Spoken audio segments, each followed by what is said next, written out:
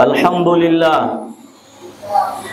لله رب العالمين والعاقبة للمتقين ولا عدوان إلا على الظالمين ونشهد أن لا إله إلا الله وحده لا شريك له ولي الصالحين ونشهد أن سيدنا ونبينا محمدا عبده ورسوله إمام الأنبياء والمرسلين وأفضل خلق الله أجمعين صلوات الله وسلامه عليه وعلى آله وصحبه والتابعين لهم بإحسان إلى يوم الدين.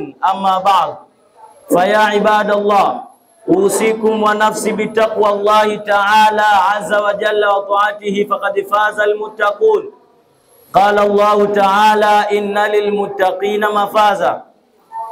Baada ya kumshukuru Mwenyezi Mungu Subhanahu wa Ta'ala na kumtakia rehma na amani kiongozi wa umma, na si mwingine ni mtume wetu Muhammad sallallahu alayhi wasallam, napenda kuihusia nafsi yangu na kuzihusia nafsi zenu katika swala zima la kumcha Allah Subhanahu wa Ta'ala.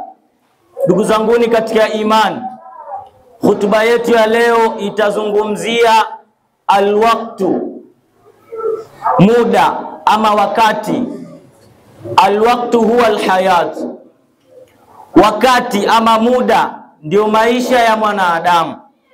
Wakati ni jambo muhimu sana katika maisha ya mwanadamu, maisha yake ya duniani, lakini pia katika maisha yake ya akhera.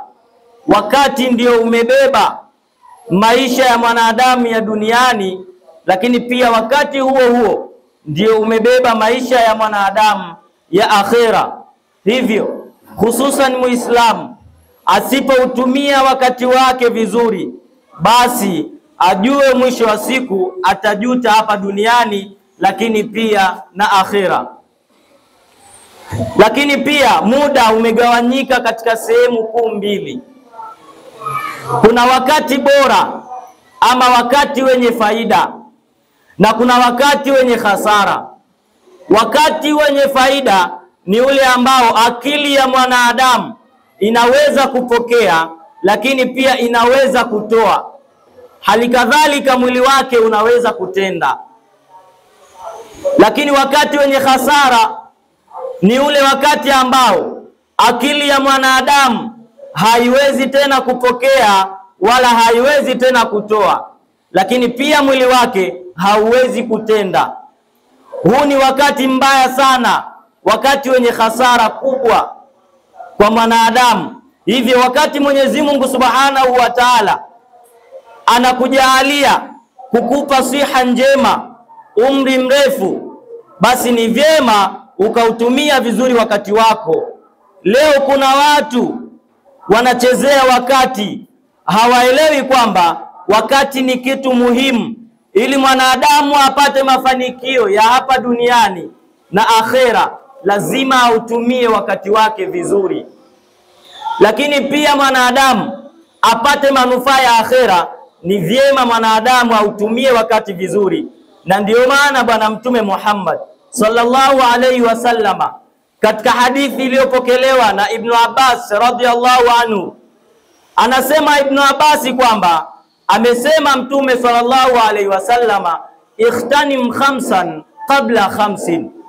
Ibn Abbas anatusimulia kwamba amepatapo kusema Mtume wa Mwenyezi Mungu, rehma na amani ziwe juu yake, kwamba ikhtanim khamsan qabla khamsin, yapatie faida mambo matano kabla ya mambo matano.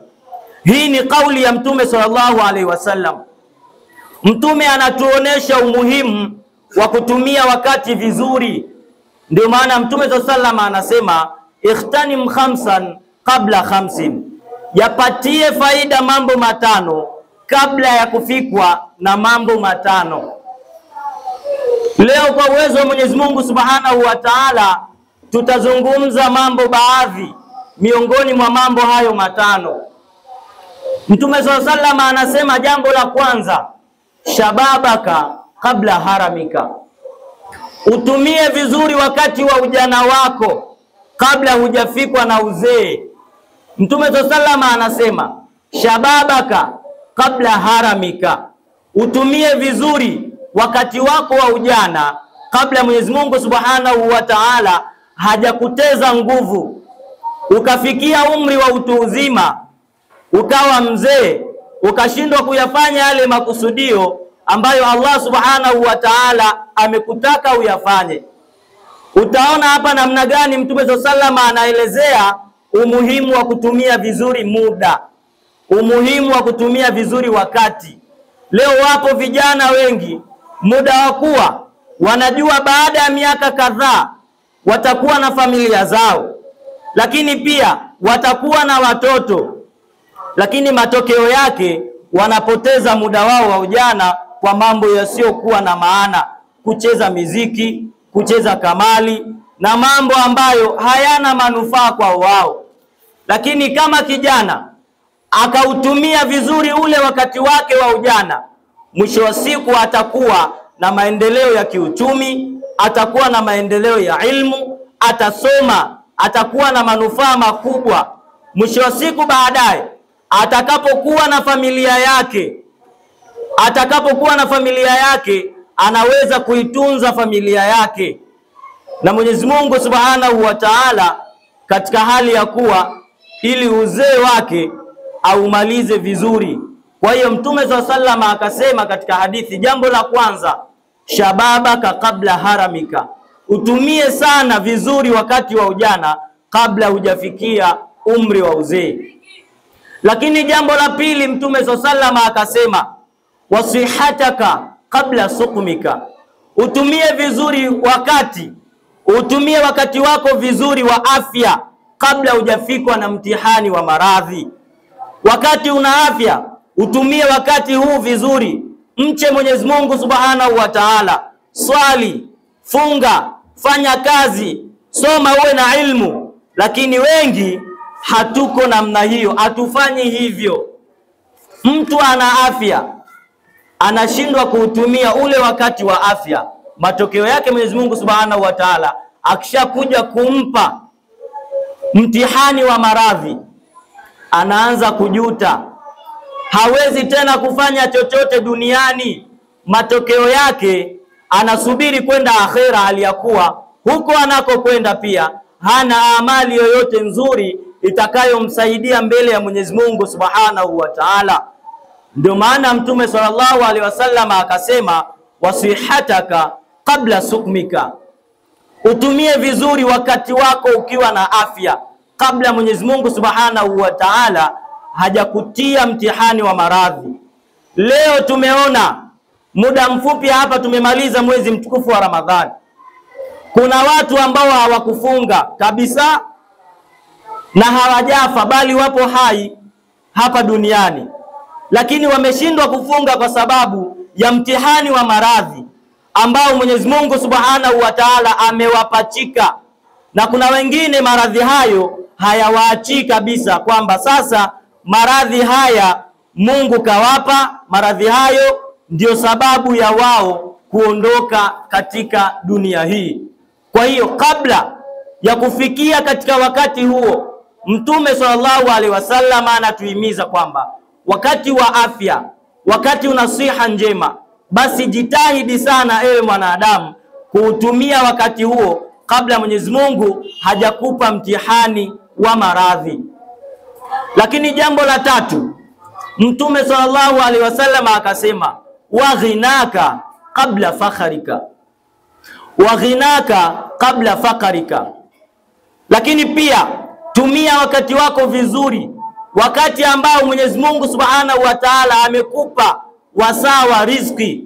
Riziki unayo, basi tumia utajiri wako, tumia mali yako, tumia wakati wako ambao una nafasi ya kutoa, basi toa kwa ajili ya Mwenyezi Mungu Subhanahu wa Ta'ala, ili ukapate radhi zake, ili ukapate radhi za Mwenyezi Mungu Subhanahu wa Ta'ala duniani na akhera. Kuna watu leo hawapo tayari kutoa mali zao ambazo ni neema wamepewa na Mwenyezi Mungu Subhanahu wa Ta'ala. Bora mtu akatoe mali yake katika mambo ya anasa, katika mambo ya michango isiyokuwa na maana.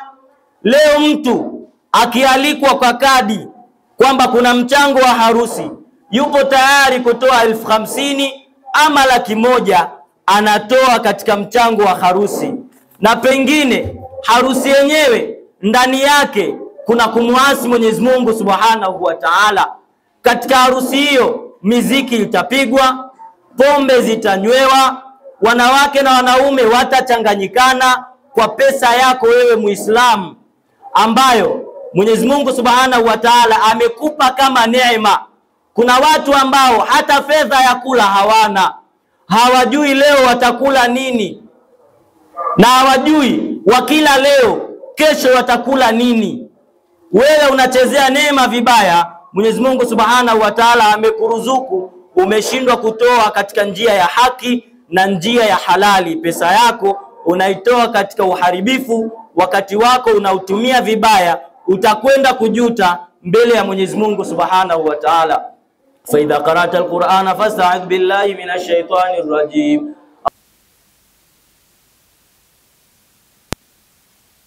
Kiongozi wa umma naye si mwingine ni mtume wetu Muhammad sallallahu alaihi wasallam.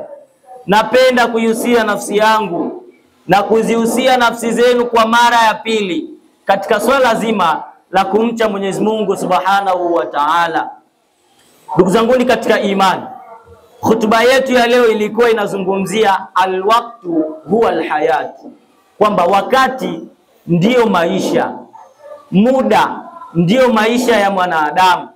Na Mtume sallallahu akatueleza katika hadithi kwamba ikhtanim khamsan qabla khamsin, utumie wakati wako vizuri katika mambo matano kabla hujafikwa na mambo matano. Jambo la kwanza Mtume sallallahu akasema shababaka kabla haramika, ujana wako kabla ya uzee wako. Lakini jambo la pili akasema wasihataka kabla sukmika, afya yako kabla ya maradhi yako. Ndugu zangu katika imani, jambo la tatu Mtume sallallahu akasema waghinaka kabla fakarika, utajiri wako kabla ya kupatwa na mtihani wa umaskini.